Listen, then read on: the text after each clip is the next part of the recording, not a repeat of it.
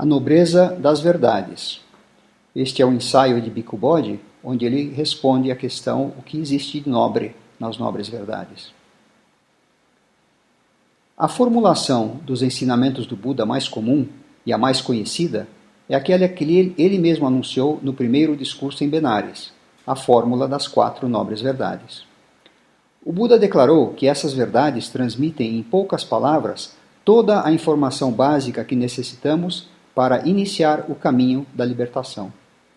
Ele diz que, tal como a pegada do elefante, por causa do seu grande tamanho, contém as pegadas de todos os demais animais, da mesma forma, as 4 nobres verdades, por causa da sua abrangência, contêm dentro de si todos os ensinamentos benéficos e saudáveis.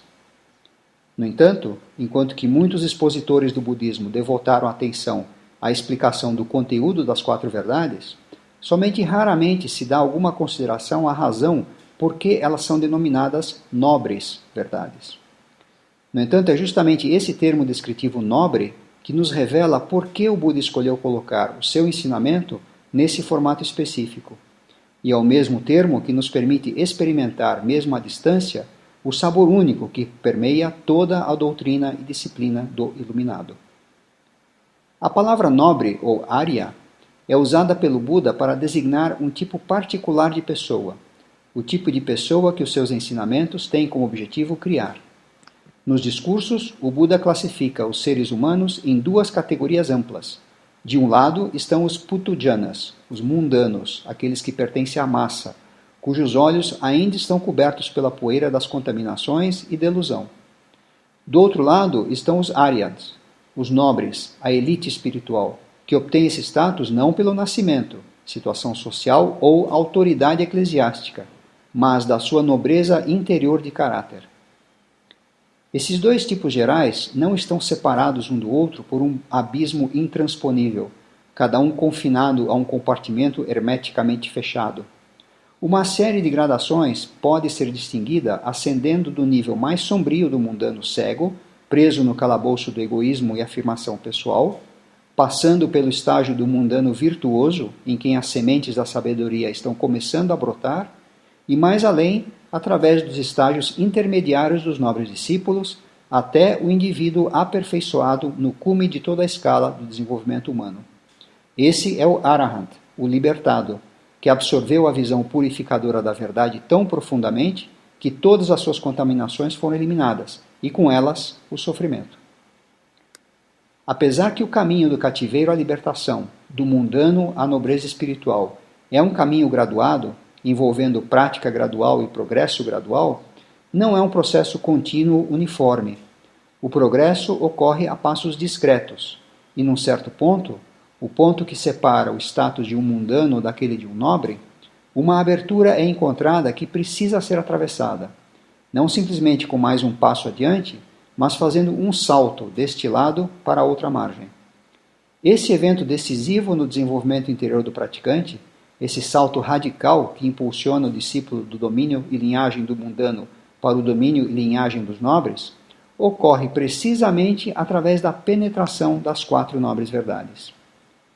Isso nos revela a importante razão pela qual as 4 verdades reveladas pelo Buda são denominadas nobres verdades.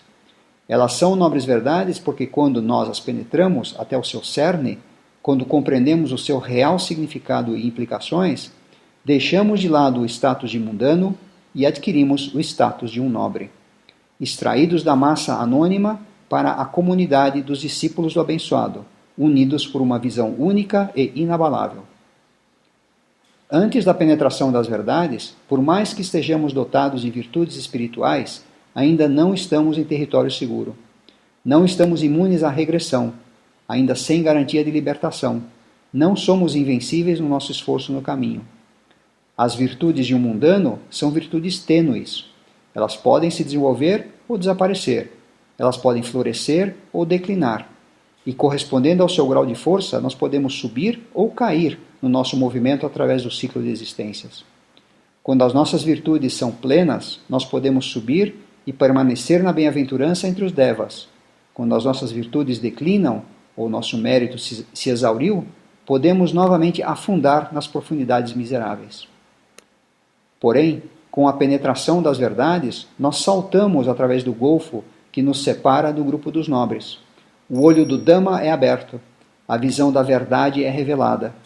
E apesar de que a vitória decisiva ainda não foi obtida, o caminho para o objetivo final está aos nossos pés, e a segurança suprema do cativeiro paira no horizonte. Aquele que compreendeu as verdades mudou de linhagem, cruzou do domínio do mundano para o domínio dos nobres. Tal discípulo é incapaz de regredir às fileiras dos mundanos, incapaz de perder a visão da verdade que brilhou ante o seu olho interior. O progresso em direção ao objetivo final, a erradicação completa da ignorância e do desejo, pode ser lenta ou rápida.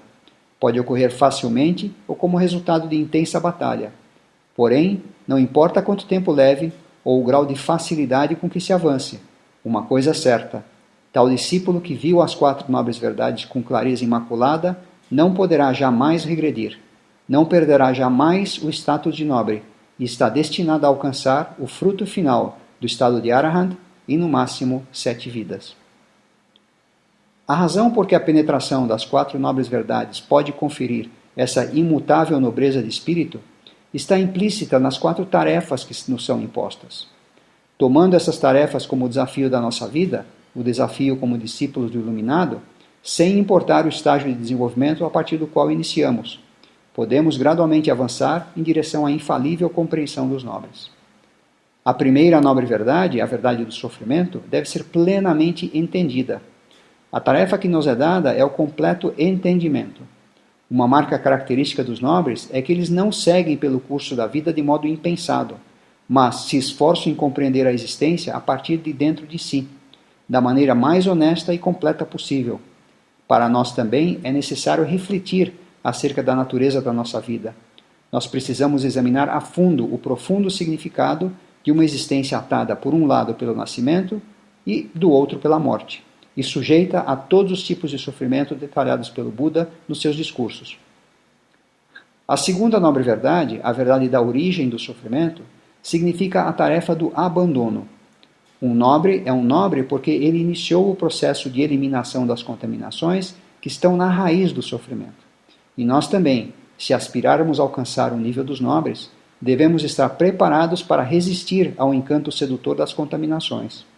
Enquanto que a erradicação do desejo somente pode ser obtida com os caminhos supramundanos, mesmo no desenrolar diário de nossas vidas mundanas, podemos aprender a moderar as manifestações mais grosseiras das contaminações.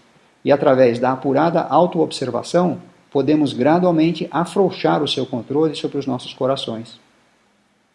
A terceira nobre verdade, a verdade da cessação do sofrimento, significa a tarefa da realização. Apesar que Nibbana, a extinção do sofrimento, pode ser somente realizado pessoalmente pelos nobres, a confiança que depositamos no Dhamma como nosso guia para a vida nos mostra o que deveríamos selecionar como aspiração final, como o que, em última instância, possui mais valor. Uma vez que tenhamos entendido o fato de que todas as coisas condicionadas no mundo, sendo impermanentes e sem substância, não podem jamais nos proporcionar plena satisfação, podemos então elevar nosso objetivo para o elemento incondicionado, Nibbana, o imortal, e fazer dessa aspiração o marco ao redor do qual organizamos nossas escolhas e preocupações do dia a dia. Finalmente, a quarta nobre verdade, que é o nobre caminho óctuplo, nos proporciona a tarefa do desenvolvimento. Os nobres alcançaram seu status pelo desenvolvimento do caminho óctuplo. Enquanto que somente os nobres estão seguros de nunca desviar do caminho, os ensinamentos do Buda nos proporcionam as instruções meticulosas que necessitamos para trilhar o caminho, culminando no plano dos nobres. Esse é o caminho que faz nascer a visão, que faz nascer o conhecimento, que conduz à compreensão mais elevada, iluminação e Nibbana, a realização máxima dos nobres.